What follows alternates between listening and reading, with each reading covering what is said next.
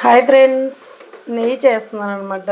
నేను ఈరోజు ఎలా అంటే చాలా వండింది, ఒక బాక్స్ నిండా వండిందనమాట. మీగడ పాల మీద మీగడ మాత్రమే తీస్తాను అనమాట నేను.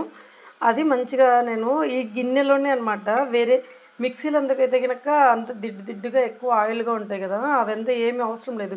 ఈ ఒక్క గిన్నెలోనే చిన్నది కవ్వం ఉంటుంది, మజ్జిగ కవ్వం. ఇదిగోండి, ఈ మజ్జిగ కవ్వం వేసి మంచిగా తిప్పినాను అనమాట. అలా తిప్పుతూ ఉంటే ఒక 15 నిమిషాలకు ఒకట్లా మంచిగా గట్టిగా అయిపోద్ది అనమాట మీగడ. తర్వాత అవి ఉంటాయి కదండి, ఐస్ ట్యూబ్స్ వేసేసి మంచిగా దిల్లను మీగడంతా ఒక బాక్స్లో ఒక గిన్నెలోకి తీసేసి తర్వాత వెన్న తీసి ఇదే గిన్నెలోనే మంచిగా మళ్ళీ పెట్టేస్తాను.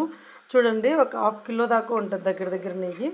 చాలా బాగుంటుందండి, ఇంట్లో చేసుకునేది మనకు చాలా మంచిది అనమాట. పిల్లలకి ఇప్పుడు ఇదే పెడితే మనకి బోన్స్ బలం అంటారు కదండి, అది కూడా వస్తుంది. చాలా మంచిది అనమాట. అప్పుడు మేము ఎక్కువ తినేవాళ్ళం నెయ్యి. ఇప్పుడైతే అలాగంతా తినట్లేదండి. ఎక్కువ తింటే ఆయిల్ వెయిట్ పెరుగుతారు, అది ఇది అని అంటారంట. కానీ డాక్టర్స్ చెప్పారు నెయ్యి తింటే పెరగరంట, ఎక్కువ మంచిగా కాంచుతారు కాబట్టి కొవ్వు శాతం అంతా దీంతో పోతుందంట, ఫ్యాట్ అంతా. అందుకని చెప్పారనమాట.